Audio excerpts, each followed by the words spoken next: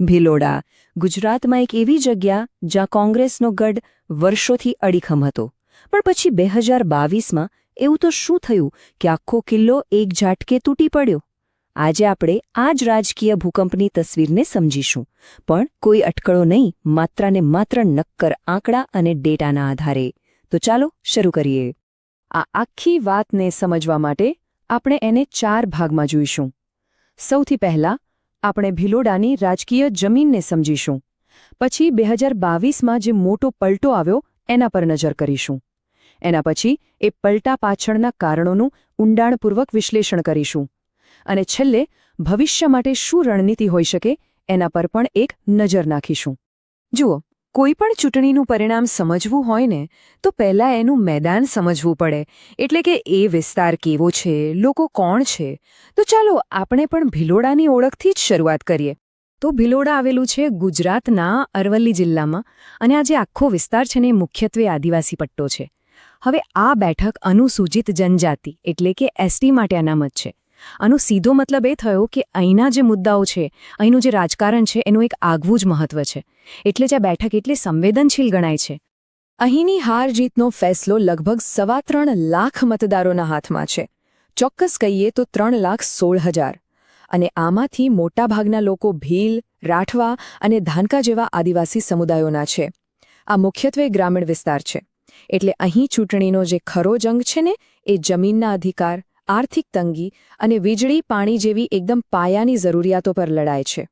આ જ અહીંના અસલી મુદ્દા છે. ઓકે, તો હવે વાત કરીએ એ ઘટનાની જેને ખરેખર બધાને ચોંકાવી દીધા હતા.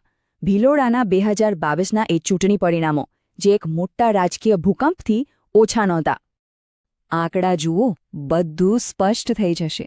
2022માં ભાજપને મળ્યા 43.62% મત, પણ અહીંયા ખરી રમત બીજી હતી. જે વિરોધી મત હતા એ 2 ભાગમાં વહેંચાઈ ગયા. આમ આદમી પાર્ટી લઈ ગઈ લગભગ 30% મત અને કોંગ્રેસને મળ્યા માંડ 21%. બસ આ જે વિભાજન થયું ને એ જ આખા પરિણામની ચાવી હતી.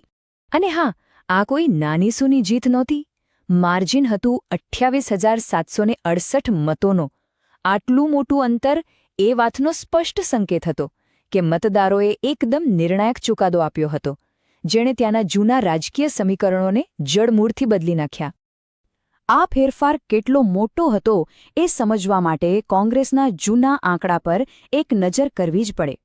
વિચાર કરો, 2007માં જે પાર્ટી 55%થી વધુ મત લેતી હતી એ 2022માં સીધી ગગડીને 20.7% પર આવી ગઈ.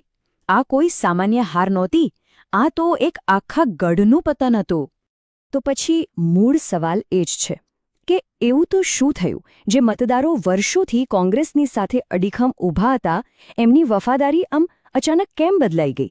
આનું કારણ શું? ચાલો હવે એના મૂળ સુધી પહોંચવાનો પ્રયત્ન કરીએ. તો હવે સમય છે આ પરિણામનું ઊંડાણપૂર્વક વિશ્લેષણ કરવાનું. ચાલો એક એક કરીને એ કારણોને સમજીએ જેણે આટલા મોટા ફેરફારને જન્મ આપ્યો. આ ચાર્ટ જુઓ. આ એક ખૂબ જ રસપ્રદ અને કદાચ ચોંકાવનારી હકીકત સામે લાવે છે. જો આપણે ભાજપ વિરોધી મતોનો સરવાળો કરીએ તો એ 50% કરતાં પણ વધુ થાય છે. મતલબ કે બહુમતી ભાજપની વિરુદ્ધમાં હતી. પણ થયું શું? આ બધા મત કોંગ્રેસ અને આમ આદમી પાર્ટી વચ્ચે વહેંચાઈ ગયા. અને બસ આ જ કારણે આખું પરિણામ પલટાઈ ગયું.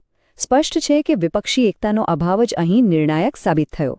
તો આખા વિશ્લેષણને સરળ બનાવીએ તો આ પરિણામ પાછળ મુખ્યત્વે 3 મોટા કારણો હતા. પહેલું અને સૌથી મોટું કારણ વિપક્ષના મતોનું વિભાજન. બીજું કારણ કોંગ્રેસના અમુક મજબૂત આદિવાસી નેતાઓનું પક્ષપલટો કરીને ભાજપમાં જતું રહેવું. અને ત્રીજું ભાજપની એ રણનીતિ જેણે ચૂંટણીના મુખ્ય મુદ્દાઓને જ સફળતાપૂર્વક બદલી નાખ્યા. આ જે મુદ્દાઓનું પુનર્ગઠન છે ને એ એક બહુ જ ચતુરાઈભર્યો રાજકીય દાવપેચ છે. આમાં શું થાય? ભાજપે ચર્ચાને સ્થાનિક સમસ્યાઓ પરથી હટાવી દીધી અને એને વિકાસ અને કેન્દ્ર સરકારની કલ્યાણકારી યોજનાઓ પર લાવી દીધી. આનાથી થયું એ કે મતદારોનું ધ્યાન વિપક્ષ જે મુદ્દા ઉઠાવી રહ્યું હતું તેના પરથી હટી ગયું.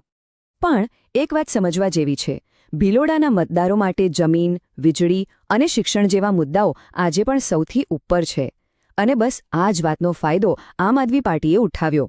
એમના મફત વીજળી અને સારી શાળાઓના વચનો સીધા જ લોકોને સ્પર્શી ગયા. અને એનું પરિણામ કોંગ્રેસની જે પરંપરાગત વોટ બેંક હતી એમાં એક મોટું ગાબડું પડી ગયું. સારું, તો અત્યાર સુધી આપણી સમસ્યા શું હતી અને એના કારણો શું હતા એ સમજ્યા. હવે આગળ વધીએ. હવે એ જોઈએ કે આ બધા ડેટા અને વિશ્લેષણના આધારે રાજકીય પુનરાગમન માટે એટલે કે કમબેક માટે કેવો રસ્તો તૈયાર થઈ શકે છે. જુઓ, રાજકારણમાં કમબેક કરવું હોય તો કોઈ એક જ વસ્તુ પર ફોકસ કરવાથી કામ ના ચાલે. ચારે બાજુ ધ્યાન આપવું પડે. એટલે જ અહીં એક ચતુર્મુખી માળખું એટલે કે 4 ડાયમેન્શનલ ફ્રેમવર્કની વાત છે. આમાં ચૂંટણીલક્ષી વ્યૂહરચના, સંગઠન, પ્રચારની રીત અને સંસાધનો આ ચારેય મોરચે એક સાથે કામ કરવું પડે. તો જ જમીન પર ફરીથી પકડ મજબૂત બને. આ કાઉન્ટર નેરેટિવ એટલે કે પ્રતિવર્ણન કેવી રીતે કામ કરે એનું આ એકદમ સચોટ ઉદાહરણ છે. માની લો કે સત્તાધારી પક્ષ મોટા મોટા વિકાસ પ્રોજેક્ટ્સની વાતો કરે છે. તો એની સામે વિપક્ષ શું કરી શકે? એ લોકોના અધૂરા રહી ગયેલા વચનોની યાદ અપાવી શકે. ફોરેસ્ટ રાઇટ્સ એક્ટ જેવા કાયદાના અમલમાં કેમ વિલંબ થઈ રહ્યો છે એ પૂછી શકે છે. ટૂંકમાં ચર્ચાને રાષ્ટ્રીય મુદ્દાઓ પરથી ખેંચીને ફરીથી સ્થાનિક મુદ્દાઓ પર લાવી શકે છે. તો ટૂંકમાં કહીએ તો પુનરાગમનનો રસ્તો આ 4 મુખ્ય પગલાઓમાંથી પસાર થાય છે. પહેલું, જમીન પર દેખાય એવું નક્કર કામ કરો. બીજું, સંગઠનને બૂથ લેવલથી ફરી મજબૂત બનાવો. ત્રીજું, તમારો સંદેશ એકદમ સરળ અને સ્પષ્ટ રાખો. અને ચોથું, આજના જમાનાની ટેકનોલોજી જેમ કે સોશિયલ મીડિયાનો અસરકારક રીતે ઉપયોગ કરો. અને અંતે એક મોટો સવાલ મનમાં રહી જાય છે, શું રાજકીય જંગ માત્ર ડેટા અને વ્યૂહરચનાના આધારે જ જીતી શકાય કે પછી ખરી જીત માટે લોકોના દિલમાં વિશ્વાસ જગાવવો અને એમની સાથે ભાવનાત્મક રીતે જોડાવવું પણ એટલું જ જરૂરી છે? આ સવાલનો જવાબ કદાચ આંકડાઓમાં નહીં પણ લોકોની આંખોમાં મળે. આ વિશ્લેષણમાં મારી સાથે જોડાવા બદલ આપનો ખૂબ ખૂબ આભાર.